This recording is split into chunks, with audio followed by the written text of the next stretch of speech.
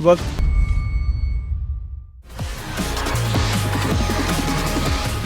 بسم اللہ الرحمن الرحیم، السلام علیکم۔ پوڈ کاسٹ ایٹ 5 کے ساتھ آپ کا میزبان طلحہ انور حاضر خدمت ہے۔ تحریکیں جنم لیتی ہیں قربانیوں سے، اور قربانیوں کے پیچھے ہوتے ہیں افراد جو کہ اپنا لہو دے کے کسی بھی تحریک کو زندہ رکھتے ہیں۔ دنیا بھر میں جنم لینے والی تحریکوں کے پیچھے نظریہ بھی ہوتا ہے اور لوگوں کی قربانیاں۔ پاکستان میں بھی ایک ایسی تنظیم کا وجود جس کا نام MQM ہے، اس کے اندر بہت سے لوگوں نے اپنا لہو دیا۔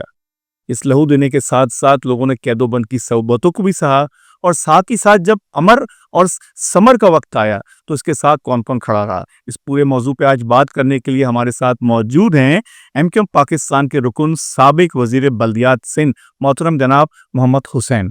السلام علیکم۔ وعلیکم السلام۔ کیسے ہیں جناب؟ ٹھیک ٹھاک جی، اللہ کا بہت شکر ہے۔ Welcome to the podcast at 5۔ Thank you. Hussain بھائی، سب سے پہلے تو ہم آپ کے بہت شکر گزار ہیں کہ آج آپ ہماری اس پوڈ کاسٹ میں تشریف لائے۔ یہ بتائیں حسین بھائی، اس وقت کیا پوزیشن ہے MQM پاکستان کی، اور سیاسی سرگرمیاں کس حد تک آپ لوگ لے کے منظرنامے پہ نظر آ رہے ہیں؟ سب سے پہلے طلحہ بھائی، آپ کا بہت بہت شکریہ کہ آپ نے مجھے اپنے پوڈ کاسٹ میں بلایا، اور جو میرے خیالات ہیں، جو میرے نظریات ہیں، ان کو عوام تک پہنچانے کا آپ ذریعہ بنیں۔ آج کل تو جو صورتحال ہے ملک کی، اندرونی اور بیرونی سیاست اس وقت ملک میں چل نہیں رہی ہے، سیاست ہو نہیں رہی ہے، بلکہ حکومتیں چل رہی ہیں، حکومتیں ہو رہی ہیں، اور پھر ملک کے اندر یعنی اندرونی اور بیرونی جو خطرات ہیں ان سے نمٹنے کے لیے ریاستی ادارے، حکومت اور عوام یکجان ہو کر اس سے نبرد آزما ہے۔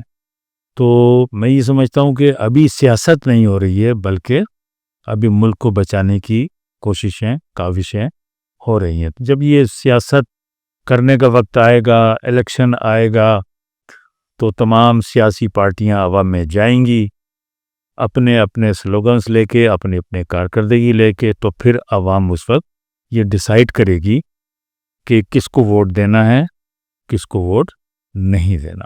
تو روٹین کی بھی جو سیاست ہوتی ہے، آج کل کوئی روٹین کی سیاست نہیں ہو رہی، اور جس طرح میڈیا کو اپنا کردار ادا کرنا چاہیے، میڈیا بھی اس طرح کھلے دل کے ساتھ، کھلے ہاتھوں کے ساتھ میڈیا بھی اپنا کردار ادا نہیں کر پا رہا۔ حسین بھائی، بالکل درست ترجمانی کی آپ نے اس وقت ملک اور شہر کے حالات کی۔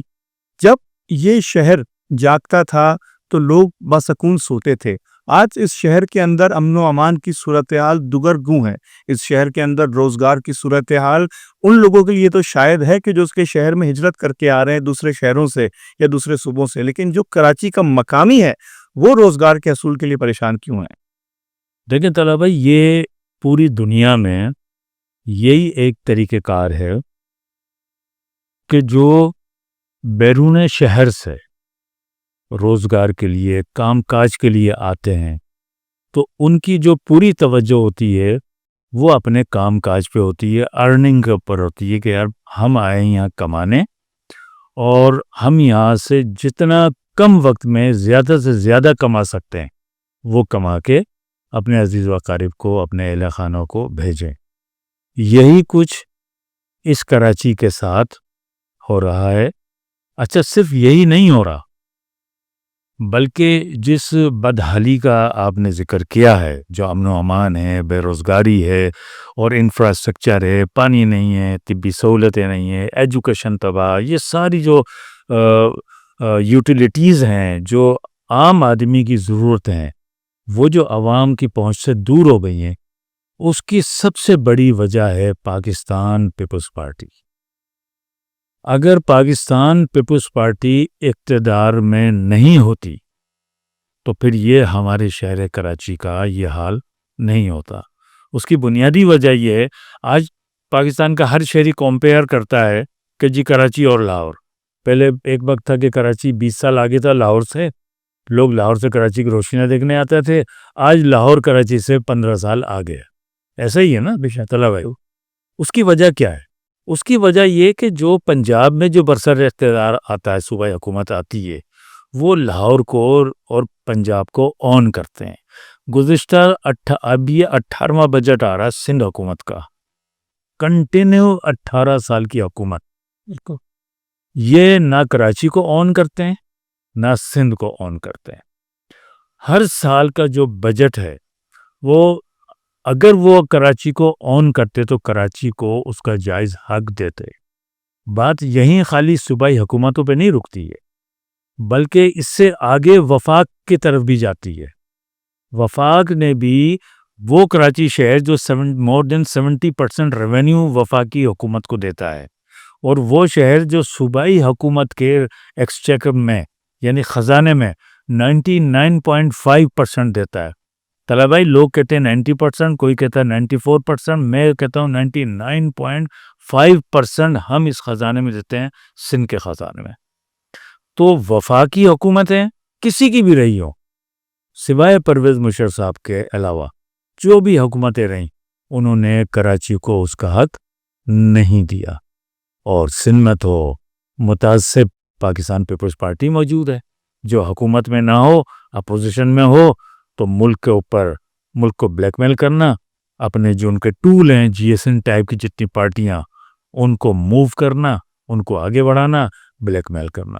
اور جب اقتدار میں ہوں تو کون، یعنی ریاست کے تمام اداروں کا کون سا آفیسر ہے جو یہ نہیں جانتا کہ سندھ میں کرپشن کہاں کہاں اور کتنی ہو رہی ہے، لیکن ان کے خلاف کسی قسم کی کارروائی نہیں.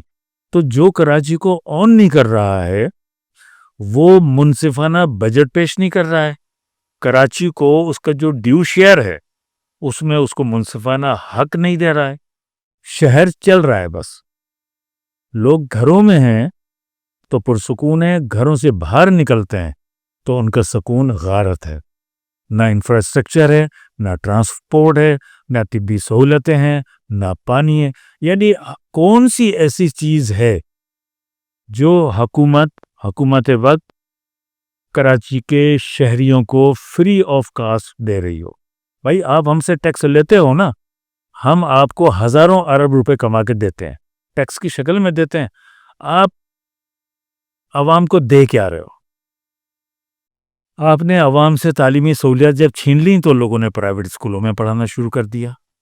آپ نے طبی سہولیات لوگوں سے چھین لی تو private doctors, private laboratory, private hospitals کے رم و کرم پر لوگ آ گئے. آپ نے کراچی کے اندر جو لا اینڈ آرڈر کی سچویشن ہے، لوٹ مار اور جو بے روی جو کچھ بھی سڑکوں پر گلیوں میں ہو رہا ہے، جب اس کو آپ نے آؤٹ آف کنٹرول کر دیا، آپ نے اس سے اپنی توجہ ہٹا لی، تو جن کے پاس پیسے ہیں، جو افورڈ کر سکتے ہیں، انہوں نے سی سی ٹی وی کیمرے بھی لگائے، انہوں نے اپنے لیے گھروں پر، کاروبار پر گارڈز بھی لگائے.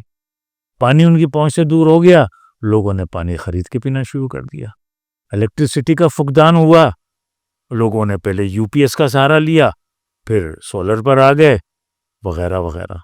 اسی طریقے سے ٹرانسپورٹ کا نظام ایک وقت تھا، میں کل ہی کسی سے بات کر رہا تھا کہ 80s کے اندر کراچی کا ٹرانسپورٹ جو کے ٹی سی تھی، کراچی ٹرانسپورٹ کارپوریشن، ہزاروں بسیں کراچی میں چلتی تھی، پوری کراچی کے اندر. کون سا ایسا علاقہ تھا جہاں پر وہ بسیں نہ چلتی؟ وہ سب بڑے بڑے آہستہ آہستہ آہستہ آہستہ آہستہ اس کو سب تباہ برباد کر دیا.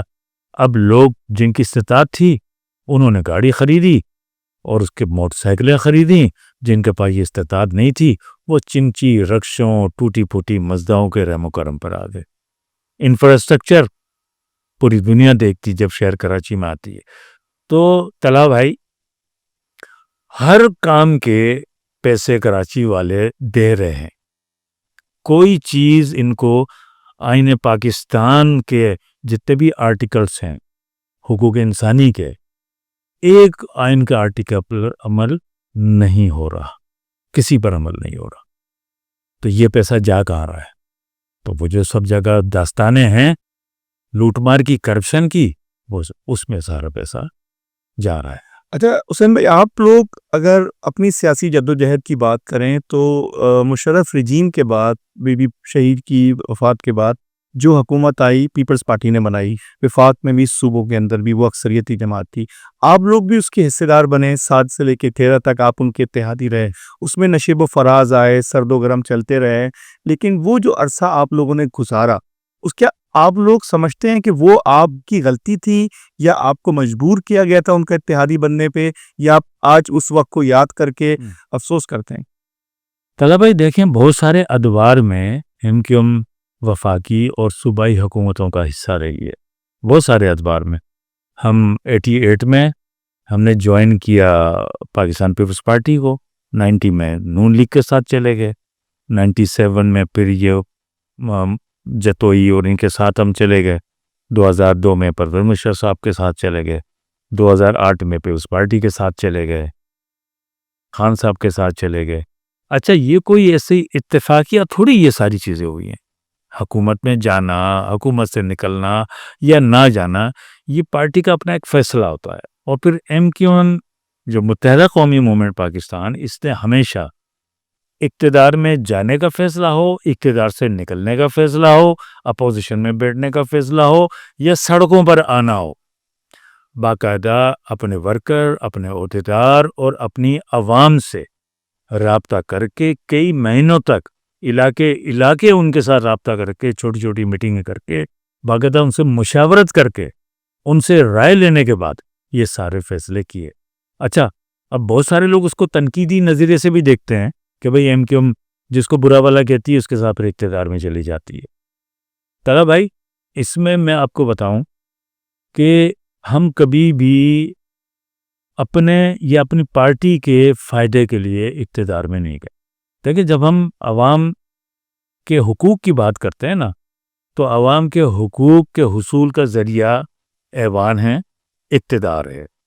کوئی پارٹی بھی جو الیکشن لڑتی ہو وہ یہ جا کے عوام سے ووٹ اس نام پہ نہیں مانگے گی کہ میں الیکشن لڑ رہا ہوں اور اپوزیشن میں بیٹھوں گا. ٹھیک ہے، ہر وہ شخص جو MNA یا صوبائی اسمبلی کا الیکشن لڑتا ہے وہ عوام میں جا کے بولتا ہے کہ بھئی آپ مجھے ووٹ دیں گے، مجھے جتائیں گے تو میں آپ کے جو مسائل ہیں ان کو حل کرنے کی کوشش کروں گا. اپوزیشن میں رہ کر آپ، کیونکہ یہاں ٹرو ڈیموکریٹک سسٹم نہیں ہے، یہاں بروٹ میجورٹی ڈیموکریٹک سسٹم ہے. ٹرو ڈیموکریٹک سسٹم وہ وہاں ہے جہاں پہ ایک بھی اپوزیشن میں ہو اس کی بات سنی جاتی ہے. یہاں آپ میجورٹی میں بھی ہوں تو آپ کی بات نہیں سنی جاتی. تو عوام کے مسائل کو حل کرنے کے لیے بار بار حکومتوں میں جاتے رہے کہ بھئی ان کے ساتھ بیٹھتے ہیں، کچھ نہ کچھ تو عوام کے مسائل حل ہوں گے. 100% نہیں تو 40% ہوں گے، 30% ہوں گے، تو کچھ نہ کچھ ہمارے لوگوں کے آنسو پوچھیں گے. 92 سے 99 تک تو ہم روڈوں پہ ہی رہے نا ان 7 سالوں میں، اور ہم نے 2 3 الیکشن بھی لڑے. 92 کا لڑا، 93 کا لڑا، 97 کا الیکشن لڑا، لیکن اس میں کیا رہا؟ اسٹریٹ کی لڑائی رہی. ٹھیک ہے نا، حقوق کی جدوجہد رہی، جلسے جلوس، مظاہرے، احتجاج، یوم سوگ، یہ ساری چیزیں. کارکنان شہید ہو رہے ہیں، عوام میں ہلاکتیں ہو رہی ہیں، ایک علاقہ چھوڑ کے دوسرے علاقے میں ٹرانسفر ہو رہے ہیں، شفٹ ہو رہے ہیں. یہ پورے 9-10 سال یہ جدوجہد رہی. اب اس کو مزید اور عرصے تک جاری نہیں رکھا جا سکتا. تو پرویز مشرف صاحب آئے، ان کے ساتھ ساری چیزیں طے ہوئی، ڈسکس ہوا، اور اس میں وہ واحد ایک گورنمنٹ ہے جس میں ہم باقاعدہ حکومت کی، ہم نے یعنی حکومت کا باقاعدہ ایک اختیار کے ساتھ، پاور کے ساتھ اس حکومت میں رہے. میں بلدیات کا منسٹر تھا، میرے پاس 5 ڈپارٹمنٹ تھے. لوکل گورنمنٹ تھا، ہاؤسنگ اینڈ ٹاؤن پلاننگ تھی، سندھ کچی آبادی اتھارٹی، رورل ڈیولپمنٹ اور ایک اسپیشل ڈیولپمنٹ. اس پورے ٹینور میں میری ٹیبل سے 300 ارب روپے کے ترقیاتی کاموں کی فائلیں گئی ہیں ان 5 سالوں میں. تو اس گورنمنٹ میں جا کے پھر لوگوں نے دیکھا کہ پورے شہر کے اندر سڑکیں بھی بن رہی ہیں، فٹ پاتھ بھی بن رہے ہیں، انڈر پاسز بھی بن رہے ہیں، فلائی اوورز بھی بن رہے ہیں، پارکس بھی بن رہے ہیں، پلے گراؤنڈ بھی بن رہے ہیں. ہر جو ڈیولپمنٹ جس سطح کی ہو سکتی تھی وہ ساری ہم نے اس پیریڈ میں. مگر حسین بھائی معذرت کے ساتھ، یہ جو ترقیاتی کام تھے یہ عوامی فلاح و بہبود کے منصوبے ضرور تھے، مگر اسی مشرف دور میں جس میں آپ لوگ طاقتور بھی تھے، با اختیار بھی تھے، گورنر بھی آپ کا تھا، میئر بھی آپ کا تھا، اور سارے ادارے آپ کے پشت سے ہاتھ ملا کے کھڑے ہوئے تھے. آپ لوگ کراچی کو ایک بااختیار شہر کیوں نہیں بنا پائے؟ آپ کراچی سے کوٹا سسٹم، سندھ سے کوٹا سسٹم کو کیوں نہیں ختم کرا پائے جب آپ کی ہر بات مان لی جاتی تھی؟ اس معاملے پہ آپ نے آواز کیوں بلند نہیں کی؟ دیکھیں اس وقت جو لوکل گورنمنٹ سسٹم تھا جو پرویز مشرف صاحب کے ٹائم پر ہماری مشرف سے بنا، لوکل گورنمنٹ آرڈیننس 2002 وہ بنا، وہ نیچے تک اس کے ذریعے یو سی تک اختیارات تھے. جب بھی یو سی لیول پر بھی کام ہو رہے تھے نا، سارے ٹیکس کلیکشن بھی اور انفراسٹرکچر کے ڈیولپمنٹ کے اخراجات بھی وہ یو سی لیول پر تھے. اور اس کے ساتھ ساتھ یعنی جتنے ادارے تھے ہم نے ان سب کو مستحکم کیا، چاہے وہ کے ایم سی کو مضبوط کیا، واٹر بورڈ کو مضبوط کیا، اور اسی طرح لیاری ڈیولپمنٹ، کے ڈی اے، اور آپ کا یہ سندھ بلڈنگ کنٹرول اتھارٹی، اس ٹائم بلڈنگ کنٹرول اتھارٹی تھا، ملی ڈیولپمنٹ، یہ سارے جتنے ادارے تھے. اسی طرح حیدرآباد کا واسا ہو، 7 ڈیولپمنٹ اتھارٹی ہو، لاڑکانہ ڈیولپمنٹ اتھارٹی ہو، ان سب کو ہم نے مستحکم کیا، ان کو اپنے پیروں پہ کھڑا کیا کہ یہ سندھ کی ایڈ کے بغیر، حکومت سندھ کی سپورٹ کے بغیر بھی یہ عوام کی خدمت کر سکے، اور جو اس وقت کے اداروں نے کر کے دکھائے. جہاں تک بات رہا طلحہ بھائی کوٹا سسٹم کا، یہ بڑی بات ہوتی ہے، بہت سارے لوگ اس کی بات کرتے ہیں. دیکھیں کوٹا سسٹم کا جو زہر ہے، یہ جس دور میں گھولا گیا، مجھے اتنی طویل داستان میں جانے کی ضرورت نہیں ہے. ہم کیوں نہیں کر سکے؟ دیکھیں پرویز مشرف صاحب کے ساتھ خالی ہم نہیں تھے، ہماری 18-19 ایم این اے تھے 342 کے ایوان میں، باقی تو دوسرے تھے نا سارے، ان کی بھی تو سپورٹ تھی پرویز مشرف صاحب کو. پورے اندرون سندھ کے جتنے بھی سندھی ایم این اے تھے ان کی بھی سپورٹ تھی، پنجاب کے ایم این اے سب کی سپورٹ تھی. جب بھی فیڈرل گورنمنٹ رن کر رہی تھی 5 سال اس نے رن کیا. تو جب کبھی بھی ہم نے کوٹے سسٹم کی بات کی ہے، کوٹے سسٹم کے اوپر جو دیگر لوگ ہیں، کیونکہ ہمارے پاس میجورٹی کبھی نہیں رہی اور کبھی آئے گی بھی نہیں، نہ وہاں کبھی میجورٹی آئے گی اس سسٹم میں، نہ سندھ میں ہمارے پاس کبھی میجورٹی آئے گی. اور جب آپ کے پاس میجورٹی نہیں ہوگی آپ کوٹا سسٹم ختم نہیں کر سکتے. آپ سندھ کا جو بجٹ ہے وہ منصفانہ ہم نہیں دے سکتے، ٹھیک ہے نا. یہ سب کس وقت یہ ساری چیزیں ہوں گی؟ اب میں وہ بات کہنے جا رہا ہوں جو میں اپنی پارٹی کو بھی قائل کر چکا تھا 2016 میں. صوبہ ہوگا کراچی سے لے کے میرپور خاص تک، جب تک سندھ کے شہریوں کے لیے علیحدہ صوبہ نہیں ہوگا تو سندھ کے اوپر باہر سے آئے ہوئے لوگ حکمرانی کرتے رہیں گے. کراچی پر بھی حکمرانی کریں گے، حیدرآباد پر بھی حکمرانی کریں گے. اس وقت کراچی کے ساتھ جو سلوک ہو رہا ہے طلحہ بھائی، ایک تھا نا کالونائزیشن ایکٹ برٹش امپائر کے دور میں، وہ جاتے تھے کسی ایک خطے کو فتح کرتے تھے، قبضہ کرتے تھے، غلبہ کرتے تھے، وہاں سے وہاں کی ساری جو آمدنی تھی، دولت تھی، سب کچھ تھی، لوٹ کر اپنے علاقوں میں لے کر جاتے تھے، اور وہاں کے لوگوں کو بے سر و سامانی میں روکتے تھے، ٹھیک ہے، رول کر رہے تھے. وہ ہمارے ساتھ یہی ہو رہا ہے.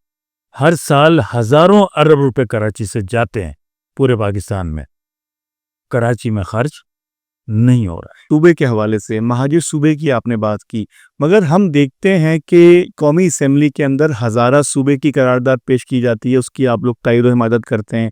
آپ کے جو لیڈر آف دی پارلیمانی لیڈر تھے آپ کے، انہوں نے بہاولپور صوبے کی بات بھی کی، مگر اس کے باوجود آپ لوگوں کی اس فراخ دلی کے مظاہرے کو اگنور کرتے ہوئے جب بھی آپ لوگوں نے صوبے کی بات کی، اس کو ملک دشمنی کہا گیا، اور اس کو کہا گیا کہ یہ آئین پاکستان یا ہماری دھرتی ماں کے خلاف غداری ہے. اس موضوع پہ آپ کیا کہنا چاہیں گے؟ دیکھیں طلحہ بھائی، سب سے پہلے تو میں یہ کہوں کہ ہم نے کبھی بھی مہاجر صوبے کی بات نہیں کی.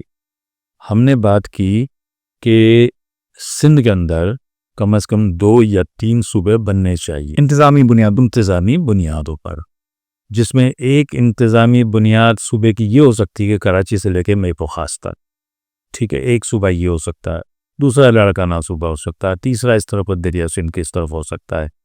اور ہم نے تو یہاں تک بات کی کہ پنجاب میں جتنے ڈویژنز ہیں، ڈویژن کی بنیاد پر آپ انتظامی صوبے بناتے، اس لیے کہ جتنا بڑا یہ شہر کراچی ہے اس سے کم آبادی کے سینکڑوں ممالک ہیں، اور آئین پاکستان اس کی اجازت دیتا ہے۔ آئین میں صوبے بنانے کی باقاعدہ پورا ایک پروسیجر دیا ہوا ہے۔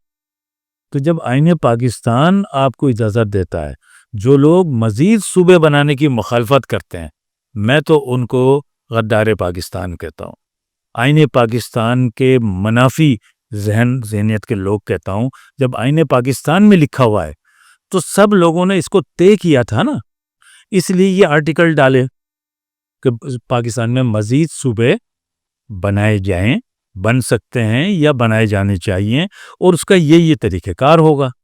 تو جن لوگوں نے آئین پاکستان کی بنیاد رکھی، آئین پاکستان بنایا، تو ان کے ذہن کے یہ گوشے میں تھا نا ان فیوچر پاکستان کے مزید صوبے بن سکتے ہیں، اس کا طریقہ کار دے دیا۔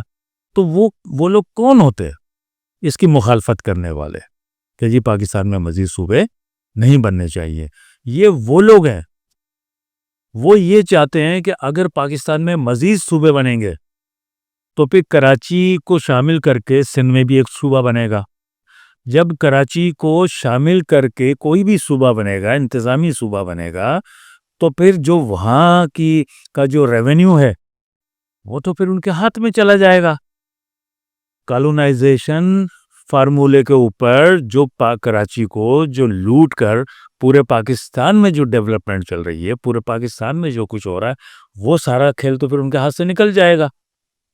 اس وجہ سے لوگ نہیں چاہتے کہ مزید صوبے بنیں گے تو کراچی کے لیے بھی، صوبے کے لیے بھی پھر آوازیں اٹھیں گی، ان کو بھی روکنا مشکل ہو جائے گا۔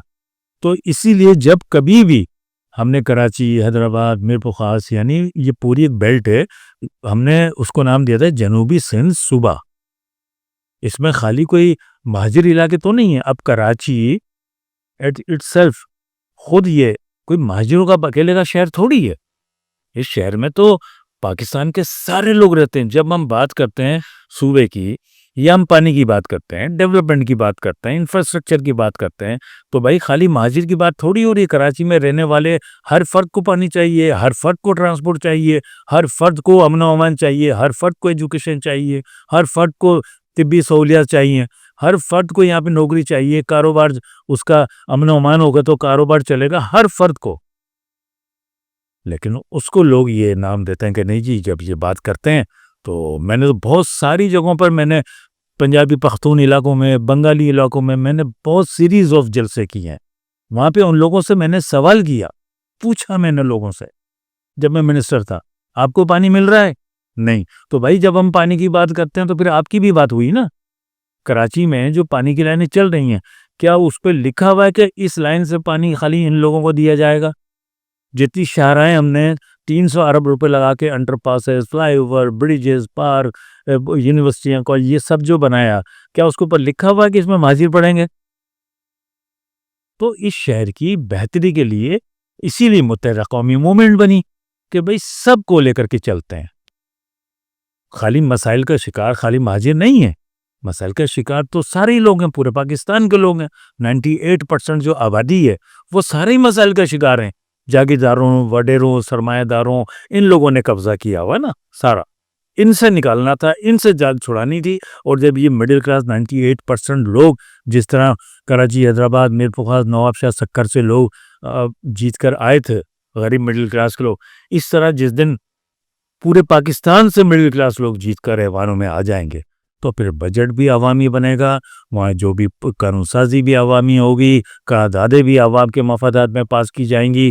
پھر وہ نہیں ہوگا کہ کسی کی مشہوری کے لیے، کسی کو خوش کرنے کے لیے یہ قرارداد لے آؤ، یہ بل لے آؤ، یہ لے آؤ۔ تو ابھی تو یہ سارا چل رہا ہے۔ اچھا حسین بھائی، آپ جس جماعت کو ریپرزینٹ کرتے ہیں وہ یہ دعویٰ کرتی ہے کہ ہم 98% مظلوم، محکوم، پسے ہوئے لوگوں کی آواز ہے، مگر اس وقت جو زمینی حقائق ہے وہ یہ بتاتے ہیں کہ آپ کی پوزیشن ایک ٹول کے طور پہ نظر آتی ہے۔ آپ کو کہا جاتا ہے کہ فیڈرل گورنمنٹ میں حصہ بن جائیے، آپ پچھلے ٹینیور میں بھی ان کا ساتھی بن کے پیش رہے، پھر شاید کسی کے کہنے پہ ان سے الگ بھی ہو گئے، یہ نئی گورنمنٹ بنی اس کے بھی آپ اتحادی بن گئے غیر مشروط طور پہ، اور آپ نے کچھ منسٹری بھی حاصل کر لی۔ کیا اس ساری سہولیات جو آپ نے اس دور حکومت میں حاصل کی. کیا آپ سمجھتے ہیں کہ اس سے کراچی یا حیدرآباد یا شہری علاقوں جن کا آپ مقدمہ لڑ رہے ہیں آج، ان کا مسئلہ آپ کسی حد تک حل کرنے میں کامیاب ہو سکے؟ دیکھیں 100% تو کبھی بھی نہیں. ہم نے کبھی 20% کر لیا ہوگا, کبھی 25% کر لیا ہوگا, کبھی 30% کر لیا ہوگا. دیکھیں طلحہ بھائی, میں آپ سے ایک سوال پوچھتا ہوں کہ جب ہمیں گورنمنٹ کی آفر آتی ہے, آپ کو میں تھوڑا سا ماضی کی طرف لے جاؤں. 1988 میں ہم نے پاکستان پیپلز پارٹی کے ساتھ معاہدہ کیا. 56 نکاتی معاہدہ تھا. ہم نے کوئی گن پوائنٹ پہ رکھ کے ان سے معاہدہ کیا تھا. ایک انڈرسٹینڈنگ ڈیولپ ہوئی نا کہ بھائی آپ ہمارے ساتھ چلیں گے, ٹھیک ہے, ہم آپ کی جو بھی مطالبات ہیں ان کو پورا کریں گے. ہم نے 56 نکاتی وہ مطالبہ ان کے سامنے ڈاکومنٹ رکھا, انہوں نے ایکسیپٹ کر لیا. اس کے بعد کیا ہونا چاہیے تھا؟ ان کو اس پہ عمل کرنا چاہیے تھا, ترقی کے سفر بڑھنا چاہیے تھا. نہیں کیا. ہم نون لیگ کے ہم نے 18-20 مہینے صبر کیا, نہیں کیا. پیپلز پارٹی ایک اس کے نقطے پر عمل نہیں کیا. 90 میں ہمیں پتا تھا ہم جس دن ان کے ساتھ ہٹیں گے ان کی حکومت ڈھڑام سے نیچے کرے گی. ہم ہٹ گئے, ان کی حکومت ختم ہو گئی. 90 میں ہم چلے گئے پھر نون لیگ کے ساتھ. ان کے ساتھ 58 نکاتی وہ ہوا ایگریمنٹ سائن ہوا, انہوں نے بھی نہیں کیا. انہوں نے الٹا 1992 بلکہ 91 میں حقیقی بنوا دی ہماری پارٹی کو توڑنے کے لیے, اور پھر 1992 کو ہمارے خلاف آپریشن شروع کر دیا. یہ دو ادوار یہ ہو گئے. پھر 93 کے الیکشن ہوئے, ہم نے کوئی گورنمنٹ جوائن نہیں کی, ہم اپوزیشن میں رہے, تحریکی جدوجہد کرتے رہے حقوق کے لیے. پھر 98 کے اندر حکومت آئی نون لیگ کی, 90 آئے, سب سے ملے, ملاقات کی, اور سارا جو بھی تھا ہم ان کے ساتھ حکومت میں بیٹھ گئے کہ چلو کچھ عوام کے آنسو پوچھیں گے. نہیں, اگر میں غلط نہیں ہوں تو 93 کے بعد جو میاں صاحب کا جو اگلا ٹینیور آیا 97 اس میں غالباً آپ ان کے اتحادی تھے. صوبائی گورنمنٹ آپ نے بعد میں کنٹیسٹ کیا تھا الیکشنز. صوبائی میں ہم آئے تھے ان کے ساتھ, جتوئی صاحب لیا کر, جتوئی صاحب وزیر اعلیٰ تھے, میں خود ان کے ساتھ ایم پی تھا, بالکل ان کے ساتھ ہم تھے. اس کے بعد پھر 99 میں ہمارے خلاف سلسلہ شروع ہو گیا. 99 میں دوبارہ سے پکڑ دگڑ وہ سارا سلسلہ. اس میں خود بھی دوبارہ پھر تیسری مرتبہ گرفتار ہوا, پھر 2.5 سال جیل رہا. وہاں سے آئے, پھر پرویز مشرف صاحب نے نیگوسیشن ہوئے, سارے کچھ ہوئے. تو صرف پرویز مشرف صاحب نے جو ہم سے وعدے کیے, جس طرح انہوں نے کہا کہ میں آپ کے ساتھ چلوں گا, کرایہ شہروں کو ڈیولپ کریں گے, آپ کے آنسو پہنچوں گا, انہوں نے سارا کچھ کیا. اس کے بعد جب 90 یہ آیا آپ کا 2008 پیپلز پارٹی ہوا, پیپلز پارٹی نے ہمیں اپنے ساتھ کنٹینیو رکھنے کے لیے مذاکرات کیے, ان کے ساتھ ایگریمنٹ ہوا, ان کے ساتھ چلتے رہے. آپ کو یاد ہے نا وہ دور, بالکل, جب ہم کہتے تھے ہم آج حکومت سے نکل رہے ہیں, وہ رحمان ملک لنڈن چلے جاتے تھے. ان کو پتا تھا کہ بھائی مجھے ان سے بات کرنے میں زیادہ آسانی لگتی ہے, ان کے ساتھ میں کمفرٹیبل رہتا ہوں. یہاں تو یہ سارے ایگریشن میں رہتے ہیں, بھائی ہمیں تو وہاں سے کہہ دیا جاتا ہے تو ہم تو ایگریشن میں آ جاتے ہیں نا کہ نہیں جی ہم نہیں کر سکتے کچھ بھی. وہ وہاں چلے جاتے تھے, ان سے وعدے وعید کیے, سب کچھ کیے. اچھا, اب ہمارے پاس بھی اس کے علاوہ دوسرا کوئی راستہ نہیں رہتا نا کہ اپوزیشن میں بیٹھ کے بالکل زیرو پہ چلے جاؤ, بالکل زیرو پہ چلے جاؤ, یا ان کے ساتھ چلتے ہوئے کچھ نہ کچھ عوام کو فائدے پہنچا دو. اس لیے ہم چلے جاتے تھے. اچھا, پھر اس والے دور میں سینسس ڈیو تھا, اور خانہ شماری ڈیو تھی, اور پھر کچھ معاملات ایسے چل رہے تھے, گینگ وار شروع ہو گیا تھا, لویا جرگہ شروع ہو گیا تھا شہر کے اندر. وہ ساری چیزیں شروع ہو گئی تھیں کہ یعنی ٹوٹل کہ کسی طرح قتل و غارت گری ہو, کچھ ہو. اس کو روکنے کے لیے بھی ہمیں حکومت میں رہنا پڑا کہ حکومت میں رہیں گے تو ان چیزوں کو اسٹریم لائن کر لیں گے, ورنہ پھر ہم اپنے اپنے علاقوں میں مورچے بنائیں, وہ اپنے علاقوں میں مورچے بنائیں, جنگ و جدل شروع. اچھا حسین بھائی, جس دور میں اس شہر یا اس ملک کے اندر انتہا پسندوں, دہشت گردوں کا نام لینے سے لوگوں کی زبان چلتی تھی, آپ کھل کے ان کے خلاف برملا اظہار خیال کرتے تھے اور جمہوریت کی بات کرتے تھے. اس وقت کے جو حاکم یہ وقت ہے آپ ان کے ساتھ کندھے سے مندہ ملا کے کھڑے تھے. خود آپ لوگوں نے بھی اس میں کچھ قربانیاں دیں, مگر اس کے باوجود کیا آپ نہیں سمجھتے کہ آپ کے اس اسٹانس کے باوجود آپ کو مقتدر حلقوں میں وہ پذیرائی یا وہ قدر و قیمت نہیں ملی کہ جس کے حامل آج دوسرے نظر آتے ہیں؟ دیکھیں اس میں آپ کی بات کسی قدر پازیٹیو بھی ہے، لیکن ہمارے ساتھ پرابلم یہ تھی کہ ہم سیاست کرنے نہیں آئے تھے. بات یہ طلب ہے کلیئر، سیاست کرنے نہیں آئے تھے، ہم آئے تھے حقوقی جدوجہد کرنے کے لیے. 1987 میں جب بلدیاتی الیکشن ہوئے، میں خود اس اجلاس میں تھا، ایم پی اے ہاسٹل کے اوپر اجلاس تھا. پوری رات چیدہ لوگوں کا ایک اجلاس ہوا ہے جس میں اس کے اوپر فیصلہ کرنا تھا کہ ہم الیکٹورل سسٹم کی طرف جائیں، پارلیمانی سسٹم کی طرف جائیں یا نہ جائیں. اس میں دلیلیں بھی تھی جانے کی بھی، اس میں نہ جانے کی. تو اس دن طے یہ ہوا کہ ہمیں پارلیمانی نظام کی طرف جانا چاہیے. اس کی جو سب سے اہم دلیل تھی وہ تھی کہ انٹرنیشنلی آپ کو ریکگنیشن کسی بھی سیاسی پارٹی کو جب ملتی ہے جب آپ پارلیمان کا حصہ ہیں. یعنی اگر آپ کہتے ہیں کہ بھئی پورا کراچی ہمارا ہے، پورا حیدرآباد ہمارا ہے، نواب شاہ ہمارا ہے، سکھر ہمارا ہے، چھوٹے چھوٹے ٹاؤن ہمارے ہیں، تو انٹرنیشنل کمیونٹی یہ آپ سے سوال نہیں کرے گی کہ بھئی جب اتنے بڑی تعداد میں لوگ آپ کے ساتھ ہیں، آپ ووٹ لیں، جیتیں، اسمبلی میں جائیں، وہاں اپنے حقوق کی بات کریں، وہاں سے ساری چیزیں کریں. یعنی الیکٹورل پروسیس کا حصہ بننے پہ آپ لوگ رضامند ہوئے. جی، تو اس میں یہ ہوا کہ بھئی پارلیمانی سسٹم چاہے بلدیاتی ہو، صوبائی ہو، قومی ہو، اس میں جانا چاہیے تاکہ وہ انٹرنیشنل جو تقاضا ہے وہ بھی ہم پورا کریں. کسی ٹائم کو جب ہمیں اس سے ہٹنا ہو تو ہم دنیا کو بتائیں کہ بھئی ہم نے یہ مرحلہ بھی پورا کر کے دکھایا ہے، بتایا ہے. یعنی کہ وہ جو انتخابی سیاست میں آپ لوگوں نے قدم رکھا وہ آزمائشی بنیادوں پہ رکھا تھا، آزمائشی بنیاد پہ ہم اس میں آئے. اور جس میں آپ لوگ ہر پریس گروپ کے نام سے لڑے تھے اور آزاد امیدوار تھے آپ کے. بلدیاتی اس میں ہم حق پرست گروپ سے آئے، پھر 88 میں بھی حق پرست گروپ سے آئے، 90 بھی حق پرست گروپ تھا ہمارا، اس کی بنیاد پر آئے. تو وہ کیونکہ دیکھیں نا، پھر کچھ ساتھیوں نے وہاں دلیل دی کہ بھئی اب اگر ہم پارلیمانی سسٹم میں نہیں جاتے تو ہمارا ووٹر کیا کرے گا، کس کو ووٹ دے گا؟ تو پھر ہمارے شہروں پر دوسرے لوگ مسلط ہو جائیں گے. کوئی ایم این اے بنے گا، کسی پارٹی کا کوئی ایم پی اے بنے گا، کوئی یو سی چیئرمین بن جائے گا، وہ بن جائے گا. تو یہ جو ایک انتظامی جو معاملات ہیں اس کے اوپر غالب کوئی اور لوگ آ جائیں گے، ہم اسٹیٹ پاور کریں گے. تو اپنے لوگوں کے فیسیلیٹیٹ کرنے کے لیے، ان کے ووٹوں سے منتخب ہونے کے بعد ہم ان کی خدمت کرنے کے لیے کیوں نہ جائیں پارلیمان نظام میں. یہ اس دن یہ 1987 بلدیاتی الیکشن لڑنے سے پہلے کی بات میں کہا، یہ اس دن یہ طے ہوا. اس کے بعد ہم پھر اس پروسیس میں آئے.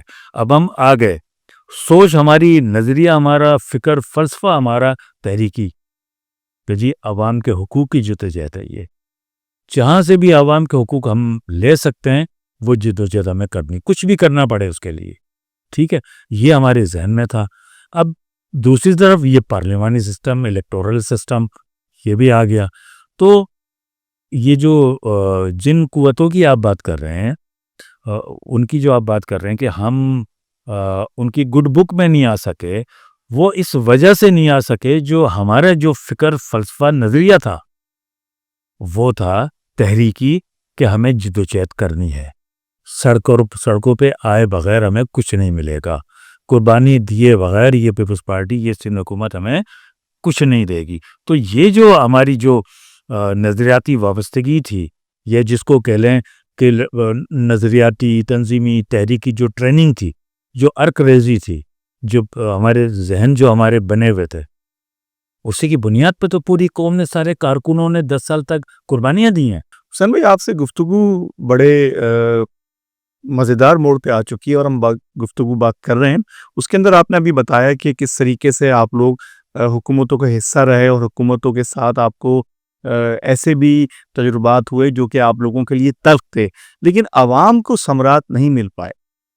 آپ جب الیکشن پروسیس میں جاتے ہیں اور لوگوں سے اپنا ووٹ مانگتے ہیں تو آپ کے ساتھ آپ کا ماضی بھی جڑا ہوتا ہے. ایک وہ وقت تھا کہ جب ایم کیو ایم الیکشن کا اعلان کرتی تھی کہ ہم کنٹیسٹ کرنے لگے ہیں تو ایک دن کے اندر لوگوں کا رسپانس آ جایا کرتا تھا. جیسے کہ 97 کے بلدیاتی صوبائی الیکشن تھے اسمبلیوں کے, جو آپ پہلے کنٹیسٹ نہیں کر رہے تھے, اور جب کنٹیسٹ کرنے لگے تو آپ لوگ نے مطلوبہ نشستیں بھی حاصل کی اور شہر کے اندر جوش و خروش بھی تھا.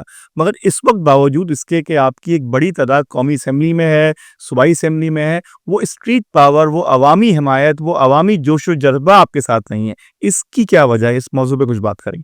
دیکھیں طلحہ بھائی, بات آپ کی بالکل 100% درست ہے. یہ ایک آپ اس کو ڈفرینشیٹ کر سکتے ہیں, ایک والا دور, ایک یہ والا دور. اس کی بنیادی وجہ یہ ہے کہ دیکھیں 22 اگست سے پہلے والی جو ایم کیو ایم تھی, یا جو دور تھا ایم کیو ایم کا, اس میں جو گراؤنڈ کے اوپر کارکن اور عہدیدار تھا, اس کا ایک بڑا رول ہوتا تھا, کیونکہ ڈور ٹو ڈور ہر گھر سے ان کا رابطہ ہوتا تھا. ان کا اپنا ذاتی کردار, ان کا اخلاق, ان کا لوگوں سے ملنا جلنا, یہ بڑا کاؤنٹ ہوتا تھا. لوگ ان لوگوں کو عزت کی نگاہ سے دیکھتے تھے. باقاعدہ یہ کارکنوں کی تربیت ہوتی تھی کہ تم سفیر ہو ایم کیو ایم کے, تمہارا اپنا کردار اس لیول کا ہونا چاہیے کہ جب تم کسی کے پاس جاؤ, پیغام لے کے, میسج لے کے جب آپ جاؤ, تو لوگ دیکھ کر بولیں یار یہ جو لڑکا آ رہا ہے یہ اچھا لڑکا ہے, یہ یقیناً کوئی اچھی گفتگو کرے گا. تو یہ اس وقت کے کارکن اور عہدیدار کا ایک لیول تھا ایز اے کردار وائز, کہ کتنا وہ لوگوں کے اندر اپنی اہمیت رکھتے تھے, کتنی ان کی عزت مقام تھا. جبھی لوگ ان کی بات بھی سنتے تھے, اور ان کے کہنے پر خواتین کو, بچوں کو, مرد بزرگ سب کو نکالتے تھے کہ بھائی نکلو. اور دوسرا جو سب سے بڑا جو رول تھا وہ لیڈرشپ کا رول ہے. لوگ جنوبی سندھ جو صوبہ ہے نا, یہاں کیا کہتے ہیں شخصیت کی سیاست رہی ہے. قائد اعظم نے پاکستان بنایا تو اپنی شخصیت کی بنیاد پہ بنایا نا, یا ان کو پوری دنیا سے کوئی, ان کو تو ایڈ مل رہی تھی. ان کی جو پرسنالٹی تھی, شخصیت تھی, پھر ان کے ساتھ جو لوگ تھے ان کی شخصیت تھی نا, تو انہوں نے پاکستان بنا دیا اپنے سے کئی گنا طاقتور. ان سے لڑ کر, سکھوں سے, ہندوؤں سے لڑ کے پوری قوم کو. تو لیڈرشپ کا جو رول ہوتا ہے وہ یہ ہوتا ہے کہ لوگ کہہ کہ ہاں یار یہ جو شخص ہے نا یہ ہمیں صحیح جگہ لے کر جائے گا, یہ جو کہے اس کے کہنے پر عمل کرو. تو کارکن تو ٹول ہوتا ہے اس لیڈرشپ کا, جو اس کا سارا میسیج, اس کی ساری چیزیں لے کے عوام تک پہنچاتا ہے. تو لیڈرشپ کا جو رول تھا, آپ نے 1993 کا الیکشن دیکھا ہے نا, ایک میں بائیکاٹ, ایک میں الیکشن لڑنا. بالکل بالکل ایسا ہی ہے. ایک میں بائیکاٹ کا کہا, کوئی شخص گھر سے نہیں نکلا. جس میں کہا الیکشن لڑنا ہے, 24 گھنٹے کے اندر ساری 28 کی 28 سیٹیں جیت کر ایک طرف کر دی. تو ایک طرف لیڈرشپ کا رول اور ایک طرف ورکر کا رول. تو اب جو ایم کیو ایم ہے, اس میں جتنے لوگ اوپر کے لوگ ہیں اس وقت, بھائی وہ سارے ورکر ہیں, وہ یہ سارے ورکر رہے ہیں.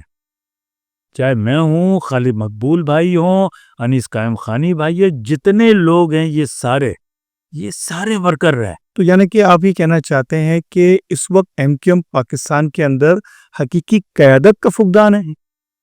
دیکھیں میں تو یہ کہہ رہا ہوں نا کہ قیادت تو کوئی کر نہیں رہا ہے نا, یہ ورکر ہیں. ورکروں کے ہاتھ میں ایک ذمہ داری آ گئی. دیکھیں نا, آپ کے موجودہ اسٹرکچر کے مطابق خالد مقبول صدیقی چیئرمین ہیں اور ایم کیو ایم پاکستان کے سربراہ ہیں, اور اب آپ کی اندر جو آپ بقول آپ لوگوں کی جو تطہیری عمل ہے, جو انٹرا پارٹی الیکشن کا پروسیس ہے, وہ بھی پورا ہوتا ہے. جو باقی دڑوں کا انضمام ہوا ہے پی ایس پی سے اور پی آئی بی سے, وہ بھی اب ایک نقطے پہ آ گیا ہے. تو کیا اس کے باوجود کیا آپ سمجھتے ہیں کہ وہ پوزیشن آپ کی نہیں ہے جو پہلے ماضی میں ہوا کرتی تھی؟ بھائی دیکھو نا طلحہ بھائی, میں تو کلیئر آپ کو کہہ رہا ہوں نا, یہ سارے ورکر تھے, سب ورکر تھے, پارٹی کے دیے ہوئے عہدے تھے. میں ایم پی تھا, منسٹر تھا, یہ پارٹی نے دیا. خالد مقبول بھائی فیڈرل منسٹر تھے, ایم این اے تھے, یا اے پی ایم ایس کے چیئرمین رہے, پارٹی نے عہدہ دیا. کوئی لیڈرشپ والا رول کبھی کسی کا نہیں رہا. کوئی حیدرآباد کا زونل انچارج رہا, کوئی کراچی کا رہا, کوئی میرپور خاص کا رہا, کوئی اس طریقے سے جو تنظیمی عہدے ذمہ داریاں اس کے اوپر سارے لوگ رہے. اب یہ سارے لوگ اوپری سطح کی یہ قیادت بن گئی ہے. قیادت بن گئی ہے, قیادت بنی نہیں ہے, بنائی نہیں گئی ہے.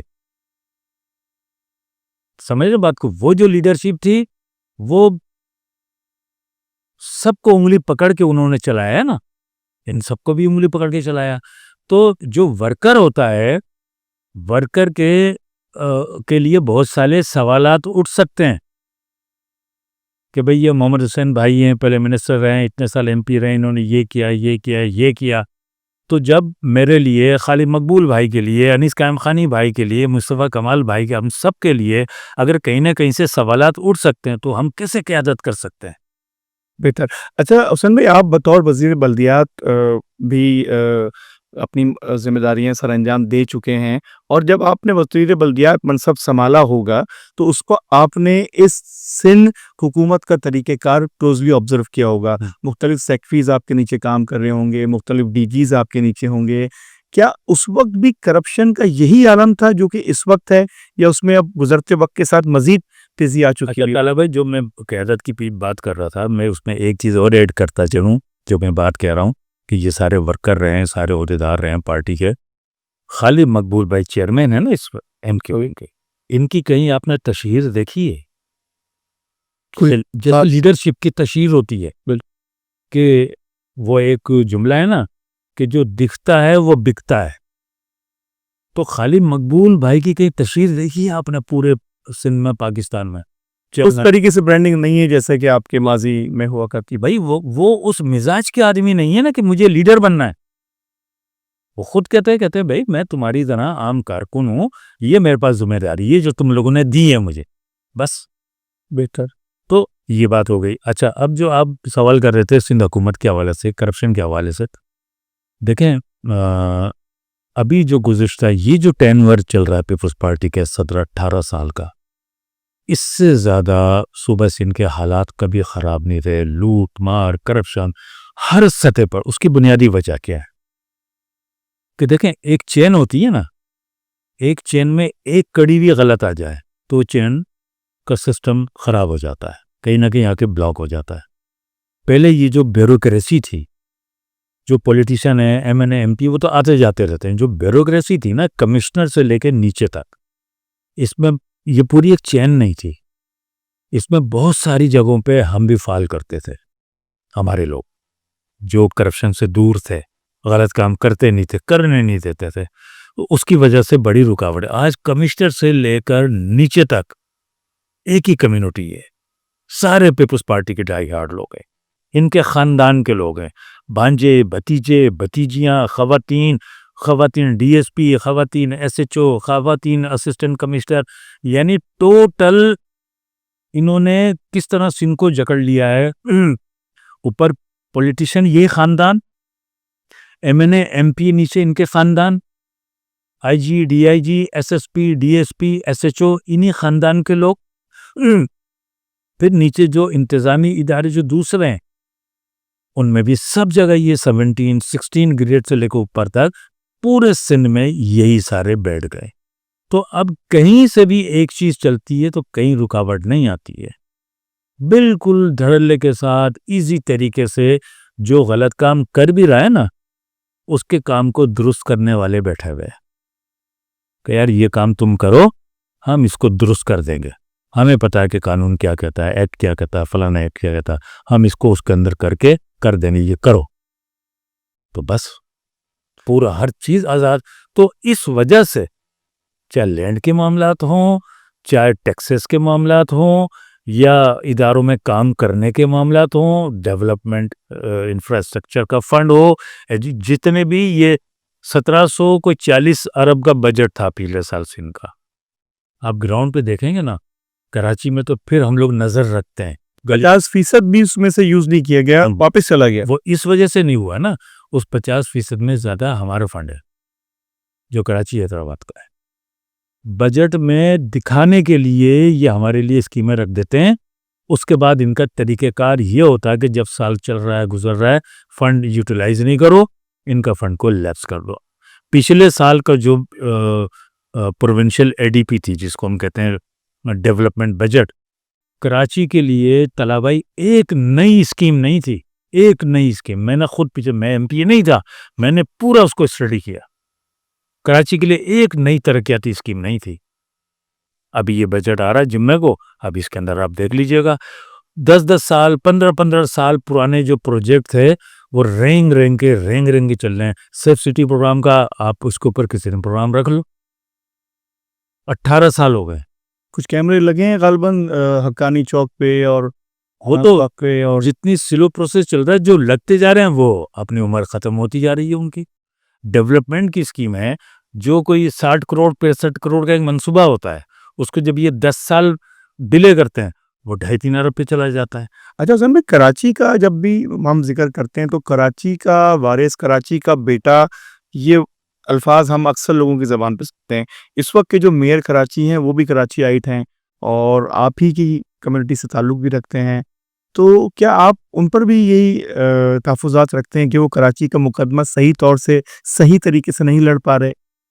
دیکھو, میں نے شروع میں آپ سے کہا تھا کہ جو یہ سندھ حکومت ہے, یہ دیہی علاقوں سے منتخب ہونے والے لوگ ہمارے اوپر مسلط ہیں, ٹھیک ہے نا. انہوں نے کراچی کو اپنی کالونی سمجھا ہوا ہے. یہاں سے لوٹو اور اپنے گاؤں دیہاتوں میں لے جاؤ, اس کے بعد باہر ملکوں میں اپنے اربوں خربوں کی جائیدادیں بناؤ. اب یہ جو مرتضی وہاب صاحب ہے, آپ ان کو کسی دن پروگرام میں اپنے بلائیں. ہم نے انوائٹ کیا ہے متعدد بار, ان کو بلائیں, متعدد بار پرسنل نمبر پہ بھی, ان کے ترجمان کے لیے بھی, لیکن ہیڈ منسٹر تھے نا, میں ایم پی اے تھا, مجھے ان کی ساری حقیقت کا علم ہے. یہ ایڑیاں رگڑ کے پیسے مانگتے تھے, نہیں دیتے تھے پیسے. یہ ایڈمنسٹریٹر تھے جب پہلے. کس سے پیسے مانگتے تھے؟ سندھ گورنمنٹ سے. بھائی سندھ گورنمنٹ کراچی کو اون نہیں کرتی ہے نا, میئر بنا دیا. یعنی کہ ان کی نیت خالص تھی کراچی کے لیے, یہ کہنا چاہ رہے ہیں آپ؟ ٹھیک ہے, ایڈمنسٹریٹر تھے, کے ایم سی کا ایک بجٹ بنتا تھا, اس بجٹ کے اندر پھر ہوتا ہے نا کہ بھئی اتنے پیسے ہمیں سندھ گورنمنٹ دے گی, ہم یہ اخراجات تو زیڈ ٹی کی مد میں اور وہ جو بھی پیسے ہیں فائنینشیل گرانٹس, ہاں, کہ جی اتنے ارب آئیں گے, وہ پیسے ہی نہیں ملتے تھے, خاص کر کے ڈیولپمنٹ اسکیموں کے پیسے. تو یہ تو انہی کی پارٹی کے لگا ہوا ایڈمنسٹریٹر تھے. میں کہہ رہا ہوں, یہ ان کی پالیسی نہیں ہے نا کہ کراچی میں پیسہ خرچ کرنا ہے, چاہے ان کا آدمی بیٹھا ہو. اچھا, اس کے بعد اب ان کو بنا دیا میئر. چلیں, اس سے کم از کم یہ بات تو واضح ہو گئی نا کہ مرتضی وہاب صاحب کی نیت خالص تھی, شہر کے لیے کچھ نہ کچھ مانگتے تھے. دیکھیں, یہ آئے پولیٹیکل بنیاد پر آئے نا کہ بھئی میں ایک پارٹی کو آن کرتا ہوں, پارٹی کا ڈائی ہارڈ ہوں. اس کی والدہ بھی جو تھیں وہ ماشاءاللہ بہت اچھی, میرا ان کے ساتھ بڑا وہ کنیکشن رہا ہے, بڑا رابطہ رہا ہے, اور وہ کراچی کے لیے درد بھی رکھتی تھیں, احساس بھی کرتی تھیں. انہی کا بیٹا ہے یہ. شروع میں تو یہ بہت اچھے تھے, لیکن کیا کریں کہ یہ پیپلز پارٹی کے بل بوتے پہ یہ آئے نا, ان کے نومینی تھے, انہیں کے نومینی. یہ ان سے ہٹ کے چلیں گے, گھر جا کے بیٹھ جائیں گے. اب ان کو اگر میئر رہنا ہے تو ان کی پالیسی پہ عمل کرنا ہے.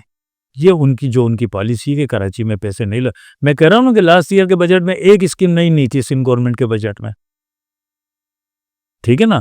تو اب یہ اسی طرح چلا رہے ہیں, کوئی ایک اسکیم پکڑ لی, وہاں جا کے کھڑے ہو گئے, ادھر کھڑے ہو گئے. آپ کس دن ان کو بلا کے پوچھیں ذرا, آپ کے ایڈمنسٹریٹرشپ کے دور میں آپ نے کیا کیا؟ ہم نے تو بہت بار ریکویسٹ کی ہے کہ پلیز نہیں آئیں گے, ابھی تک تو وہ نہیں آئیں گے. میں اس ٹائم اسمبلی کا ممبر تھا, میں نے اسمبلی میں سارا کچا چٹا کھولا. میرے تو سبجیکٹ ہی لوکل گورنمنٹ اور ڈیولپمنٹ اور فائنینس رہا ہے. اسی کا میں فائنینس سیکٹری میں رہا, فائنینس میں, پھر ڈیولپمنٹ کی کمیٹیوں میں رہا. وہ میں ساری چیزیں ایک ایک چیز جانتا ہوں. میں نے تو سارا کیا, لیکن پیپلز پارٹی کی ول نہیں ہے نا, وہ کہتے ہیں نہیں, یہاں نہیں کرتا. اچھا حسین بھائی, ہمارے اس پروگرام کے اندر مختلف سیاسی جماعتوں سے, مختلف شعبہ جات سے لوگ آتے ہیں.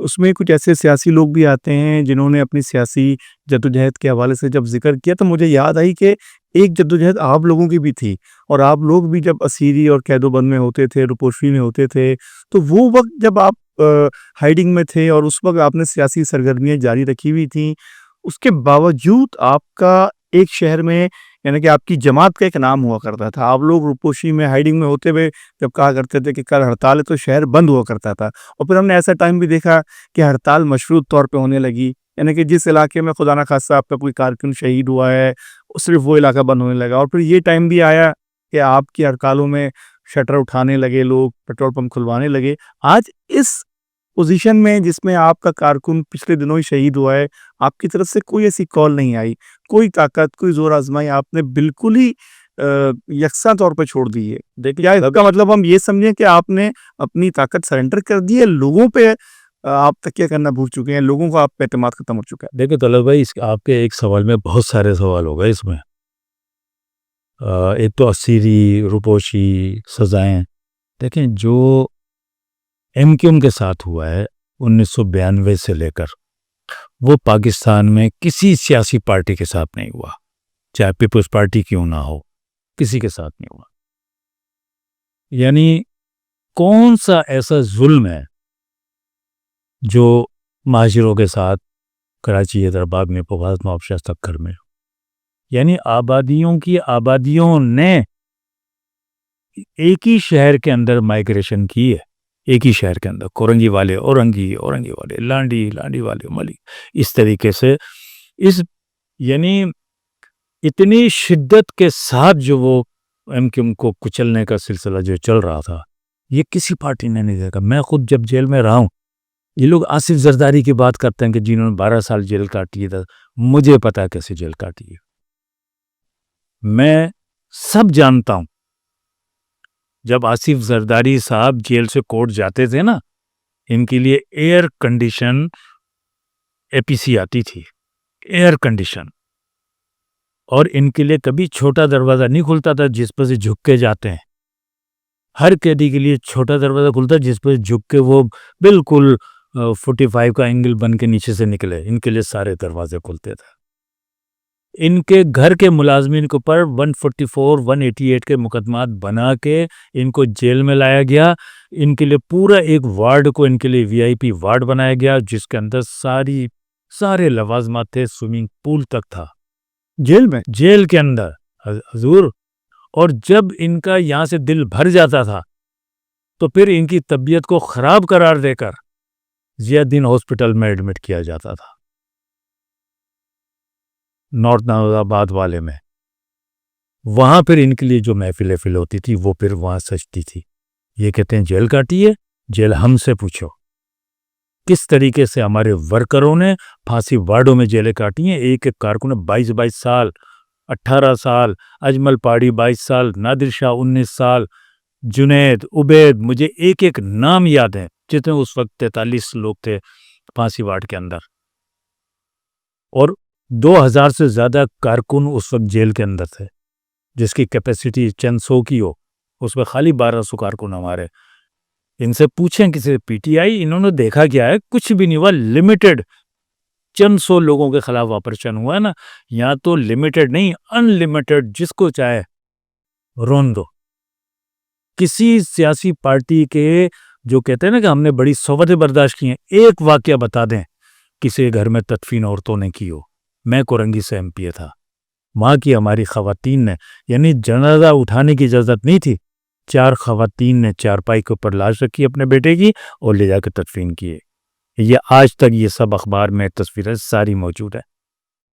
ظلم کی داستان تو ایم کیو ایم والوں نے رقم کی ہے، انہوں نے سہا ہے، مہاجروں نے سہا ہے، مہاجروں نے جو یہ کچھ سہا ہے، یہ برداشت کیا ہے، اس کی وجہ سے مہاجر کھٹکتے ہیں کہ یہ ایک ون نیشن کیسے بن گئی، اتنا ان میں اتحاد کیسے ہو گیا، اتنے یہ نظریاتی کیسے ہو گئے، اتنے تحریکی کیسے ہو گئے، اپنے حقوق کے لیے یہ اتنے مضبوط کیسے ہو گئے۔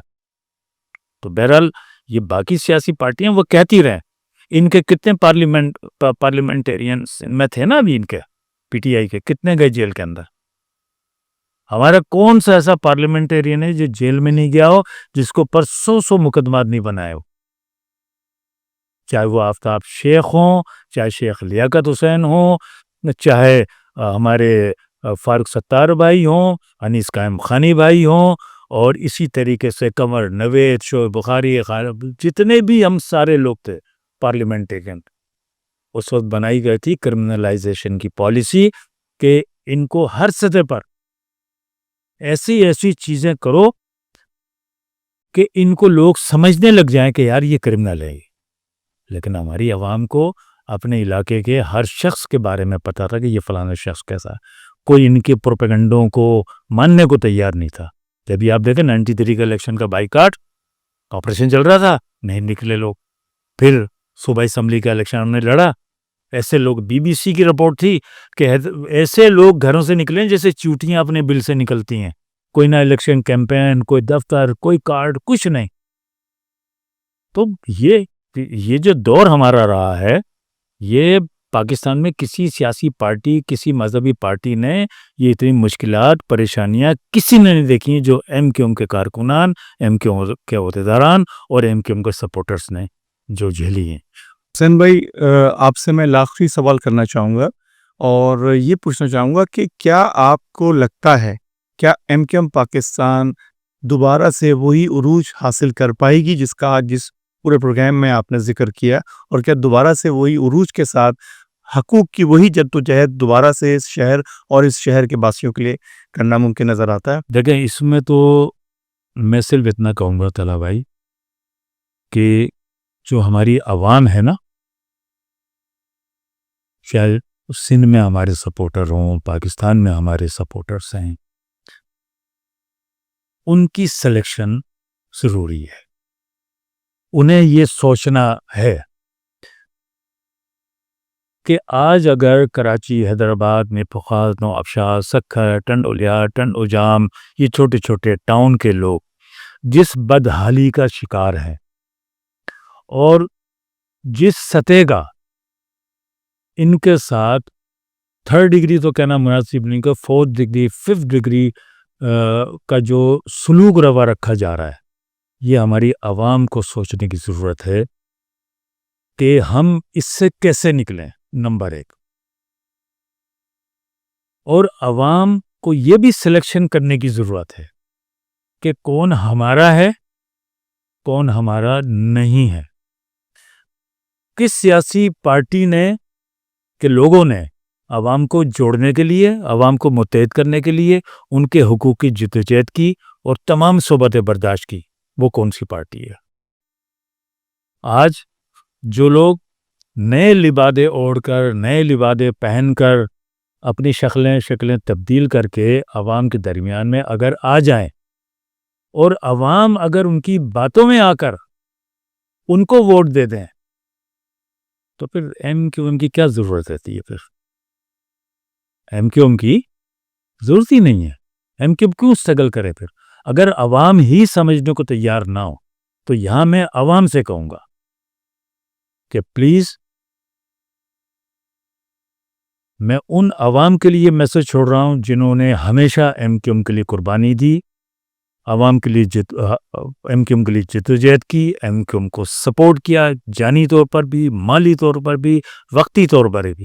میں ان کے لیے یہ میسج دے رہا ہوں, خدا را اپنے حق کو پہچانیں, اپنے لوگوں کو پہچانیں, کون آپ کا ہے, کون آپ سے مخلص ہے, کون آپ کے لیے جدوجہد کرتا رہا ہے اور کون آپ کے لیے جدوجہد کرے گا. ان کو اپنا بنائیے, ان کو اپنے ساتھ لے کے چلیے, ان کا ساتھ دیجیے. تو انشاءاللہ تعالیٰ طلب ہے جو آپ نے سوال کیا نا کہ عوام نکلے کیسے, عوام نکل جائے گی, اس بھنور سے ہم نکل جائیں گے. پہلے بھی تو ہم نے نئی جدوجہد شروع کر کے اس بھنور سے نکلے تھے, ہم نکل جائیں گے. لیکن عوام کے لیے یہ بہت ضروری ہے کہ ان کی سلیکشن. بہت خوب. پی ٹی آئی یہاں سے جیتی, جیسے بھی جیتی, میں اس پہ نہیں جا رہا ہوں.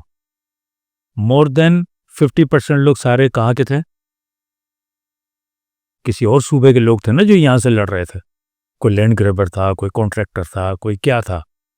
جو لوگوں نے ووٹ دیے ہوں یا نہ دیے ہوں, وہ جیسے بھی ایم این ایم پی بن گئے, اسمبلی میں جب نظر آتے تھے تو لوگ دیکھتے تھے نا کہ یار یہ عمل عوام ہماری نہ کرے. بہترین. محمد حسین صاحب نے آج جس گفتگو کا برملا اظہار کیا, اس سے ہم یہ بات سمجھتے ہیں کہ جب عوام یکجا ہو جائے اور اپنے حقوق کے لیے نکل پڑے تو اس کو کوئی طاقت نہیں روک سکتی. ہمارا معاشرہ, ہمارا یہ ملک اس بات کا متقاضی ہے کہ ہم اس ملک کے لیے اپنی جدوجہد کو دوبارہ سے زندہ کریں, پاکستان کے لیے بات کریں. ہم بہت شکر گزار ہیں جناب محمد حسین کا, جو کہ آج تشریف لائے ہمارے پروگرام میں, اپنے قیمتی وقت سے, اپنے تجربات سے ہمارے تمام سننے والوں, دیکھنے والوں کو مستفید کیا. اور ہم امید کریں گے کہ نشست ہم بہت جلد دوبارہ بھی منعقد کریں گے. بہت بہت شکریہ طلحہ بھائی, اور عوام کے لیے بھی میرا سلام ہے. اور باقی ساری باتیں تو میں اپنی عوام سے اپنے لوگوں سے کر چکا ہوں، اور انشاءاللہ تعالیٰ مجھے دوبارہ موقع ملا تو میں اپنی عوام کے لیے مزید میں گفتگو کروں گا۔ میں کوئی روایتی سیاستدان نہیں ہوں، ایک مڈل کلاس سے میرا تعلق رہا ہے۔ دیگر ایم کیو ایم کے کارکنان کی طرح میں نے بھی جدوجہد کی ہے، روپوشی بھی کاٹی ہے، جلا وطنی بھی کاٹی ہے، جیل میں بھی رہا ہوں اور مسنگ پرسن میں بھی رہا ہوں، میرے گھر سے شہادتیں بھی ہیں، ہمارے گھر نے بھی مائیگریشن کی، میں بھی اس سارے پروسیس سے گزرا ہوں۔ اسی لیے میں یہ احساس رکھتا ہوں کہ عوام جو ہے وہ اپنی سلیکشن کا معیار، اپنی سلیکشن، اپنی سوچ، اپنی فکر کو بہتر انداز میں لے کر چلیں گے تو انشاءاللہ کوئی مسئلہ نہیں۔ 1 سال 2 سال 3 سال 4 سال 5 سال بعد جس بھنور میں ہم پھنس چکے ہیں، جس طرح ہمیں چاروں طرف سے گھیر لیا گیا ہے، جس طرح میں نے اپنی گفتگو میں ساری تفصیل بتائی، تو انشاءاللہ ایک دن ہم نکلیں گے۔ اور میں جو ہماری ینگ جنریشن ہے، جو 18 سال 19 سال 20 سال 21 سال 22 سال کے جو نوجوان ہیں، میں ان کے بزرگوں سے بھی میری یہ ریکویسٹ ہے کہ خدا را ان کو اپنی قربانیوں سے آگاہ کریں کہ ہم نے پاکستان بنایا تو پاکستان کے لیے کیا قربانی دی، پھر اندرون مشرقی پاکستان سے 71 میں لوگوں نے ہجرت کی، کیا قربانیاں دیں، پھر اندرون سندھ میں بھٹو کے ٹائم پر جو کچھ ظلم و ستم وہاں مہاجروں کے ساتھ کیا گیا، انہوں نے مائیگریشن کی کیا قربانیاں دیں، اور ایم کیو ایم جب 1984 میں بنی، ایم کیو ایم اے پی ایم ایس او بنی 1978 میں، اس کے بعد مہاجر عوام نے، ہماری عوام نے اس ایم کیو ایم کو دوام بخشنے کے لیے جو قربانیاں دی، اس سے بھی آگاہ کریں تاکہ ہمارے نوجوانوں کو جب یہ ساری تفصیلات کا علم ہوگا تو وہ پھر سامنے آنے والوں کے حساب سے فیصلہ نہیں کریں گے، وہ اپنی ماضی کی جو جد و جہد قربانیاں اس کو سامنے رکھ کر فیصلہ کریں۔ تھینک یو ویری مچ سر۔ ہم اپنے ناظرین سے درخواست کریں گے کہ اس پروگرام کے متعلق اپنے فیڈ بیک سے ہمارے آفیشیل یوٹیوب چینل podcast@5 پہ ہمیں مطلع کریں، اور اس دعا کے ساتھ کہ پاکستان کی تعمیر و ترقی اور پاکستان کے استحکام کے لیے اپنا خیال، اپنا استحکام اور اپنا انداز کچھ اس انداز سے بنا لیں کہ پاکستان کی جانب میلی آنکھ سے دیکھنے والے کی ضرورت نہ ہو سکے، اور یہ پاکستان بلند ہوتا رہے، آگے بڑھتا رہے۔ اپنا خیال رکھیں۔ پاکستان زندہ باد۔